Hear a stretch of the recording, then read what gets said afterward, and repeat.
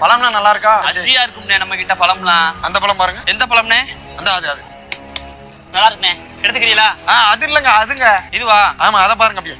ஆமா, நல்லா இருக்கு நல்லா இருக்கு. அதுனா அது வாங்க, அது பக்கத்துல உள்ளத பாருங்க, நல்லா இருக்கு. அத பாருங்க, எடுங்க. வேற எதை கேட்கறாருன்னு தெரியலையே. எல்லாமே நல்லா தாங்க இருக்கு. பக்கத்துல ஃபுல்லா பாருங்க.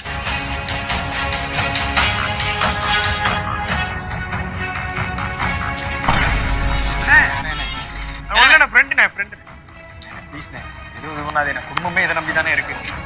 காசு வேணா வச்சுக்கோங்க. குடும்பமே திட்டு போய் கொடுக்குமா? என்ன வேணும்? ஃப்ரெண்டுண்ணே. என்ன வேணும்? ஃப்ரெண்டு சும்மா காசு கொடுக்க வேண்டியிருக்கு. போமா.